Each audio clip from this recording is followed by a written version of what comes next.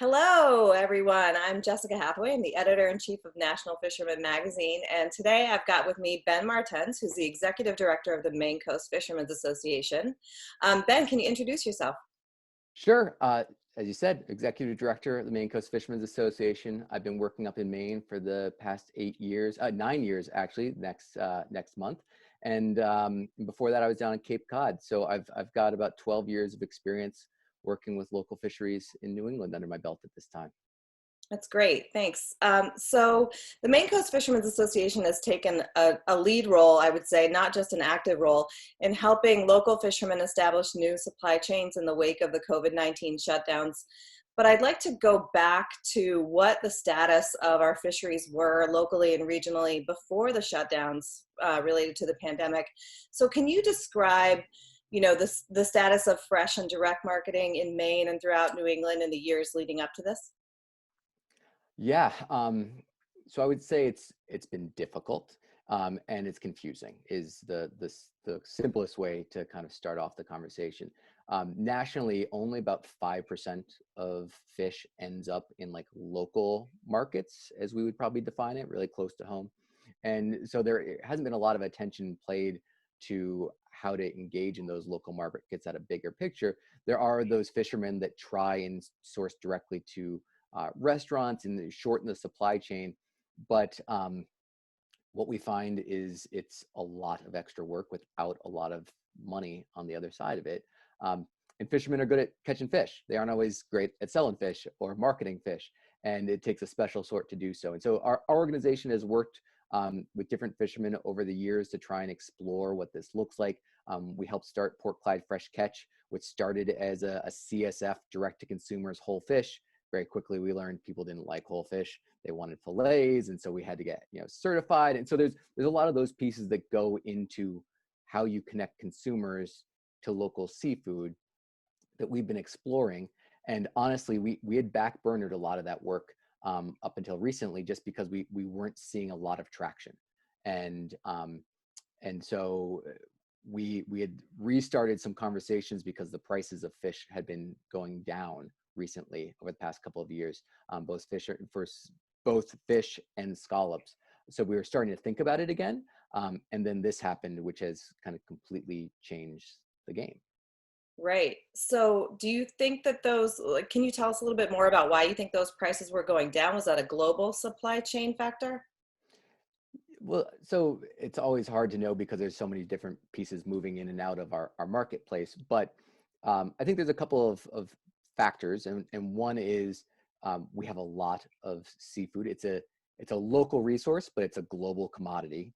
And so when we have fresh caught haddock or cod or flounders coming off the boats in New England, it has to compete with stuff that's caught on gigantic trawlers, that's frozen at sea in Norway, or over in the North Atlantic on the other side of the ocean.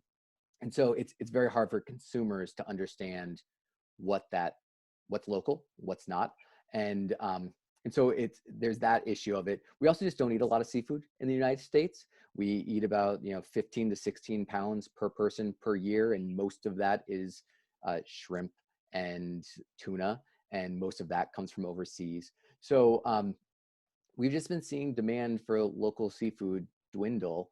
We've been seeing demand for seafood itself kind of shifting to more steady supply chains.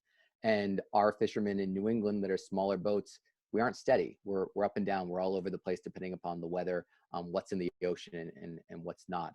And more and more as we've seen processors mechanized and supply chains really streamlined, they want consistent product that looks the same over and over and over again. And what makes us special is that we don't have that. Right. It is what makes us special. So what would you say were the biggest supply chain issues that the Maine fleet and that, New England in general was dealing with before COVID-19?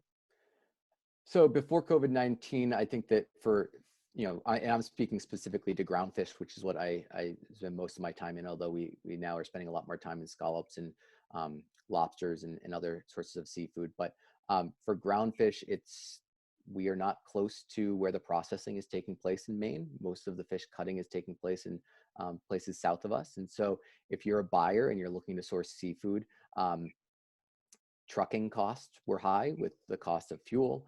And there's always just the convenience of getting something that's local and transferable into those marketplaces. Additionally, just having vertically integrated businesses kind of coming into this space make it so that the sourcing of food and seafood and fish from outside of your own business is a second or third priority. And so essentially, like, we just started to see the demand for fish coming off of independent boats going into the big supply chain starting to decline. And at the same time that was declining and the prices were going down, we also had rising costs on a lot of these businesses, which really starts to make it difficult for fishermen to make a go of it as small businesses. Yeah, absolutely.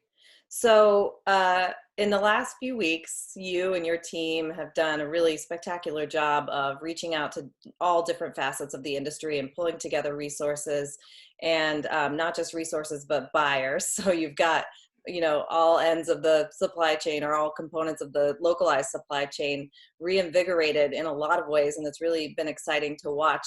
Can you talk to me a little bit about what your process has done and some of the lessons that you've learned in that process? Yeah, and so our organization is run by fishermen, right? And so we try and take our lead from them when they are saying, like, this is what we need to help us get through this. And so when our board and our staff started hearing from fishermen that they had product that they were sitting on, or that they wanted to figure out how they could continue to make some money through these difficult times while restaurants were closing down, while international markets were shutting down, we responded by saying, well, let's start thinking about how we can connect to people who are local.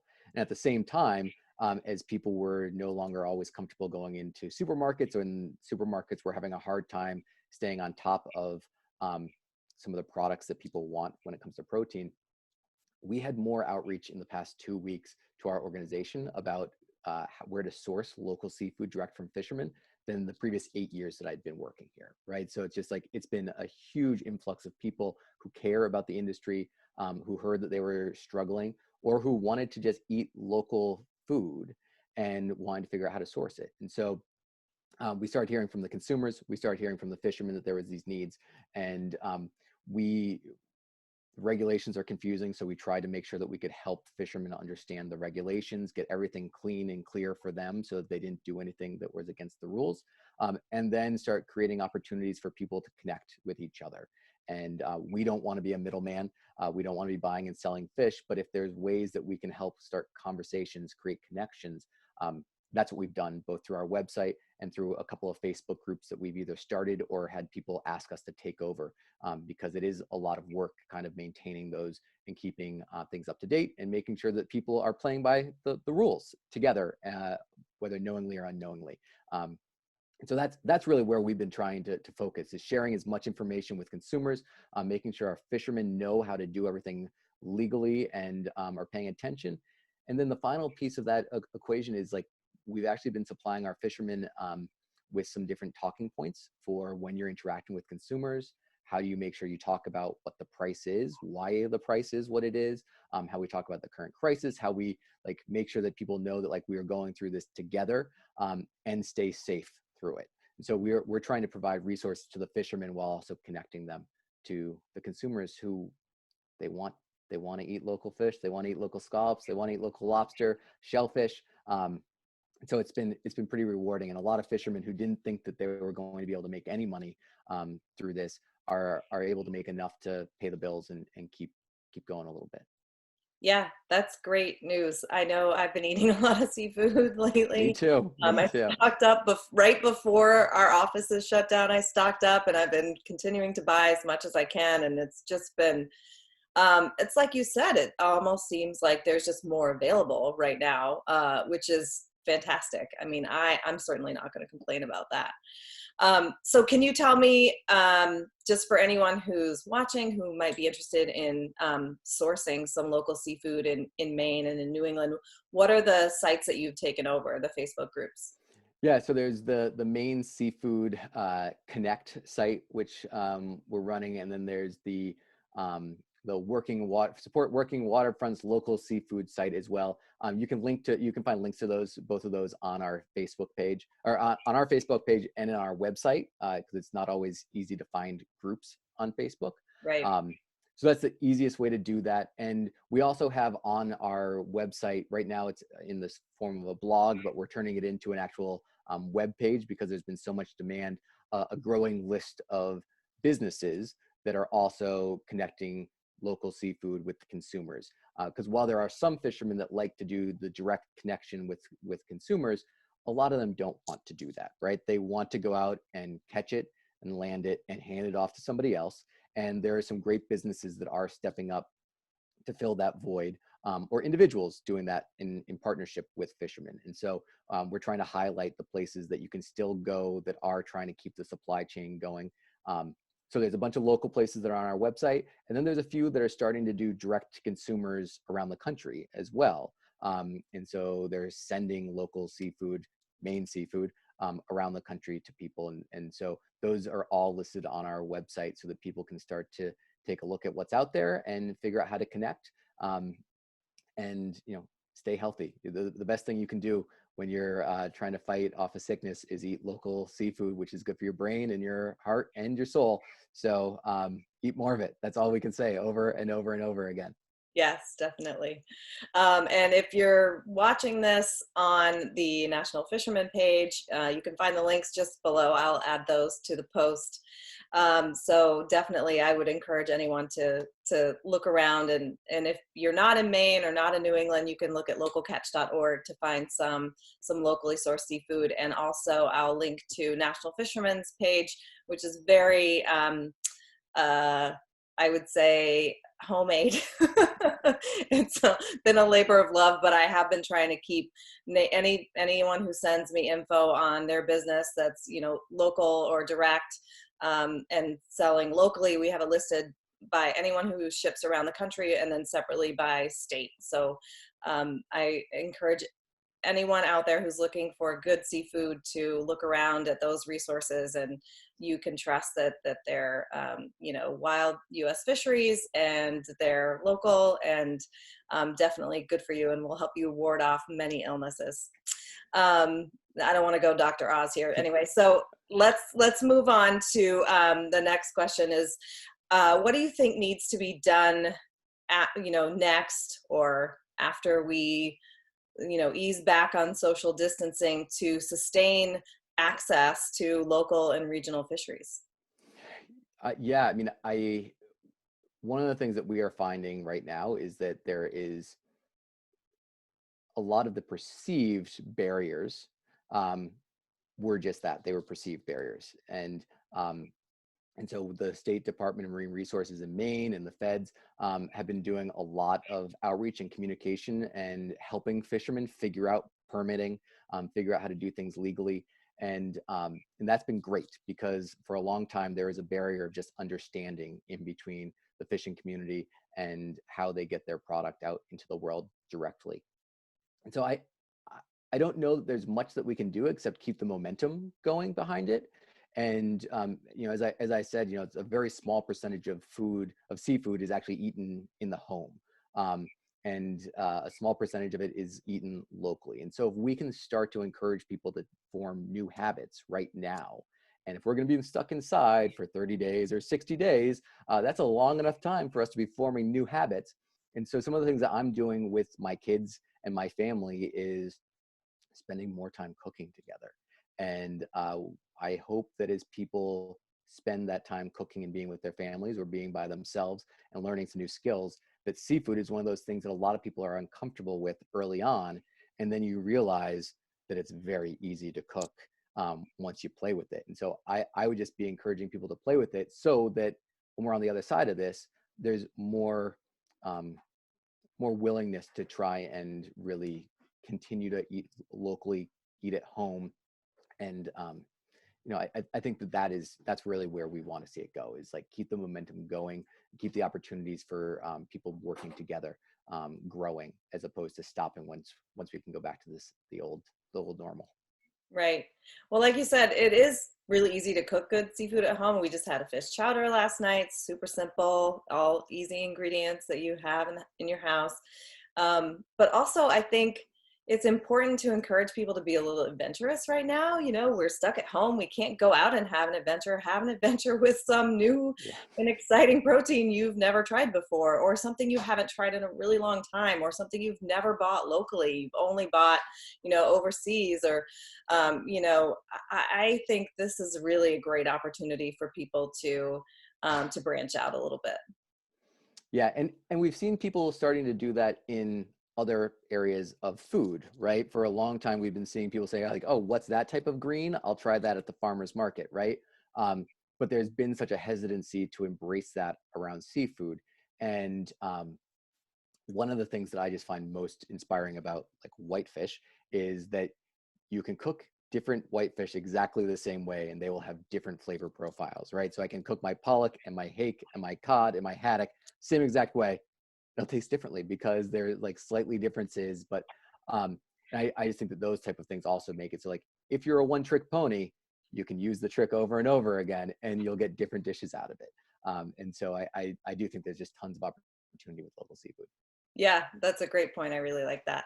In fact, we might try that with I've got actually some really good Pacific rockfish in my freezer Nice. upstairs right now, and so I might. We've got a cod chowder in the fridge right now, but maybe I'll go with a rockfish chowder next. I'll let you know. All right. So Ben, what advice would you give to other associations or other fishermen around the country on, first points of contact they could make to establish local supply chains? I know you mentioned NEMS and Maine DMR, and I know that GARFO, the Greater Atlantic Regional Fisheries Office in Massachusetts, has been promoting federal licenses for like fish dealer licenses. So is that the first place you would go? Like, what do you tell your fishermen when they come to you and say, I want to sell directly? Yeah, so I love having that conversation with fishermen. So I always start with like, what are you trying to sell and why and to who, right? Like there needs to be a little bit of a business plan before you start digging into like how to make it happen. And fishermen are businessmen, right? And so like starting the conversation there about how much product they want to move, where they want to move it, and what that looks like, so that as you go into the next stage of conversation, you already know um, where you want to take it. And you know, like, okay, I want to be moving federally licensed fish. That means I need to go talk to the feds and make sure I have all those dealer permits and the reporting requirements down. And it's really not that hard to do that. But I think that that's where we usually come in is like build a business plan, outlining like what you want to be moving, where you want to be moving it to, and then let's figure out the permit pieces around that so you can do it legally. And then you figure out how to reach out to your audience because it can be very discouraging to fishermen if they go through all this hard work and then they don't market it the right way, they don't do the outreach the right way, and they don't have somebody on the other side of the buying equation, right? And so it's easy to start with friends and neighbors and start building from there, but always try and do it legally because the data is really important to our fisheries management, and we don't want anybody getting in trouble in these difficult times. And I don't think that we're all in this together. I don't foresee any of that happening, and I think it'll be more slaps on wrists than draconian down over the top. But we always are trying to encourage fishermen and those around them to do things the right way. And the states and the feds are really stepping up right now. And I just commend them for the effort that they're putting in to try and help fishermen and fishing families get through this right now. So That's great to hear. Yes, everybody keep it on the up and up. All right. So Ben, this has just been an incredible amount of information. I really appreciate you coming on. Is there anything else that you wanted to throw out there for the fishermen? Any last bites for us? no, I mean, I think that the two things that I would say that are really valuable is sharing information amongst each other, and being an advocate for the small fishing communities is very valuable from the fishermen themselves, and talking to consumers about the value of seafood to you, to your family, to the working waterfront. Those type of stories really like connect with people, and so I I just think that at this point in time, we can't really hang out together, but we can still talk. and finding ways to communicate what we're doing and why we're doing it. The work that you guys are doing, is just really, really important. And I would just, around the country, we need to be doing more of it. We need to be sharing more. Localcatch.org is doing a lot of great stuff, sharing across the country and around the globe. But regionally, we all have our own unique little pieces of the puzzle we're trying to figure out. We're trying to put as many of those resources on our website so that we don't have to reinvent the wheel over and over again. And I would encourage others just to do that as well. We all are working together, and I think there's a lot that we can accomplish in a short period of time through this crisis. Agreed. And I think I'm just really excited to see what you guys have done and what comes of it. Um, I think we're going to see some light at the end of the tunnel before we're really through the tunnel. You know what I mean? I think that we've already seen a lot of changes in this industry, and it doesn't surprise me at all. I fully expected Fisherman to come up to bat and knock it out of the park, and they have, and then some. I mean, we've seen some real grand slams, so I'm really excited to see what comes out of this. And thank you Yeah, so much for I joining us, Ben. thank you for having us. And be remiss if I didn't just say, like, I have not done most of the hard work on this. It's the staff of the organization, and Monique Coombs, Mary Hudson, Karen Baker. We've got some great staff that have been working really hard directly with the fishermen on this project. It's been a thrill to see our communities working together to help solve some of these really complicated problems to get through this. So thank you for all that you've been doing, and we appreciate sharing what's going to happen on the other side once we get there. Yeah, I look forward to seeing you there. All right, thanks, Ben. Perfect. Thanks so much. Bye. Bye.